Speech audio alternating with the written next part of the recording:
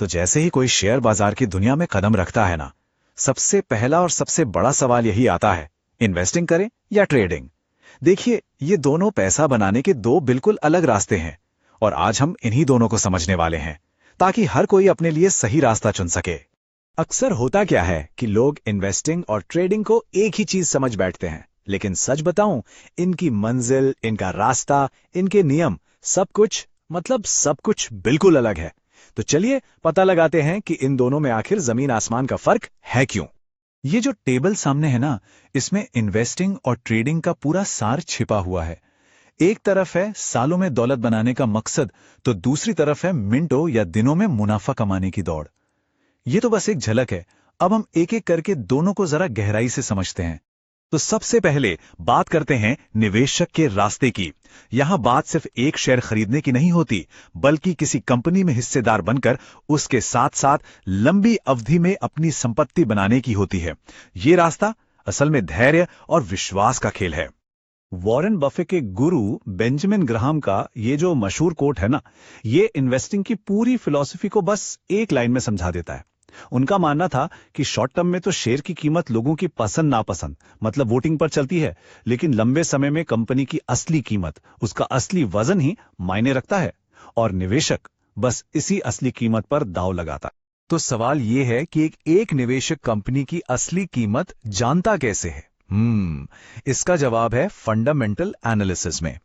ये एक तरह से जासूसी करने जैसा है। कंपनी की हर परत को खोला जाता है।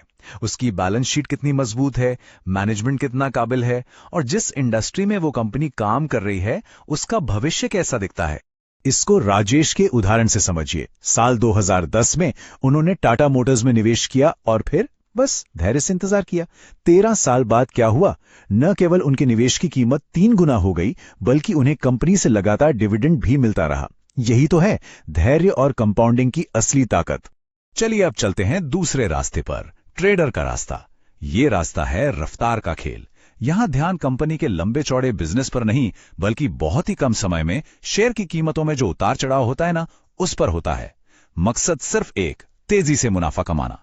एक ट्रेडर का साइकिल बहुत सीधा और तेज होता है।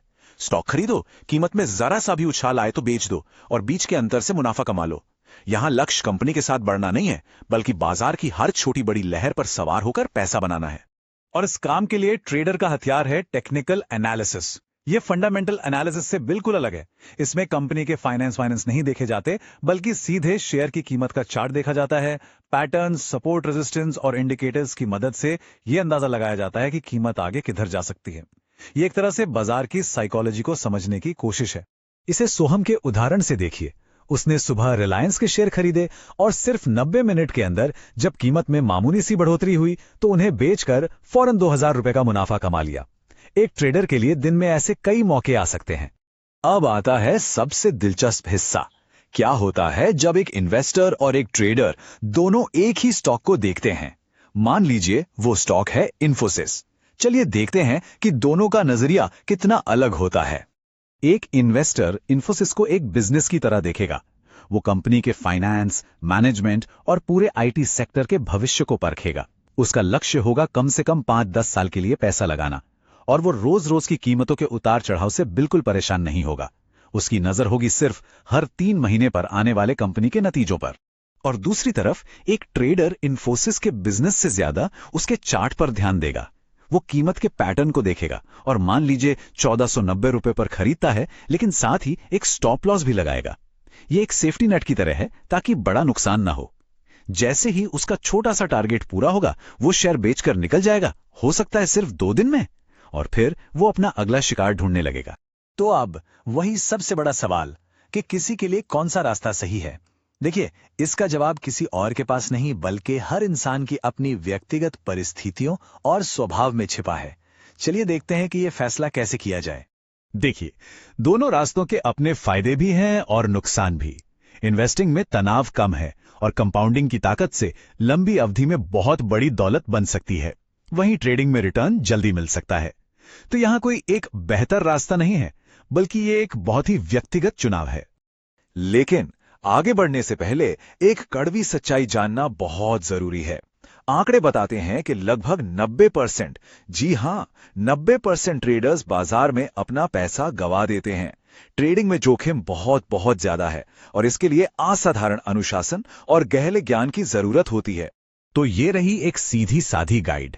अगर कोई अपनी नौकरी या बिजनेस में व्यस्त है और लंबे समय के लक्ष्यों जैसे रिटायरमेंट के लिए पैसा जोड़ना चाहता है, तो इन्वेस्टिंग एक बेहतर विकल्प है। लेकिन अगर किसी के पास पूरा समय है, वो ज्यादा जोखिम लेने से नहीं डरता और बाजार को लगातार सीखने के लिए तैयार है, तो वो ट्रेडिंग के बारे में सोच सकता है। अच्छा, क्या ऐसा हो सकता है कि दोनों दुनियाओं का सबसे अच्छा फायदा उठाया जा सके? जी हां, बिल्कुल हो सकता है। चलिए एक बैलेंस्ड स्ट्रैटेजी और कुछ आखिरी सलाह पर नजर डालते हैं। ज्यादातर एक्सपर्ट्स इसी हाइब्रिड मॉडल की सलाह देते हैं।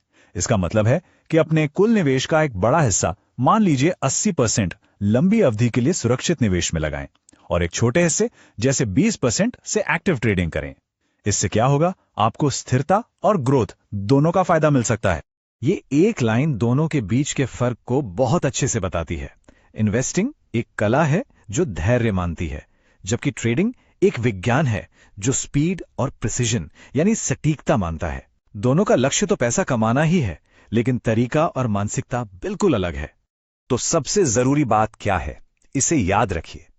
एक इन्वेस्टर के लिए सफलता का मंत्र है धैर्य और एक ट्रेडर के लिए सफलता का मंत्र है अनुशासन। अगर अपने चुने हुए रास्ते के इस एक गुण को साध लिया तो सफलता की संभावना काफी बढ़ जाएगी। अब जब दोनों रास्ते आपके सामने बिल्कुल साफ हैं, तो यह सवाल खुद से पूछने का है, मेरी मंजिल क्या है, मेरा स्वभाव कैसा है और मैं कितना समय दे सकता हूं। अपने जवाबों के आधार पर ही अपना रास्ता चुनें, क्योंकि सही रास्ता ही आपको आपकी फाइनेंशियल मंजिल तक ले जाएगा।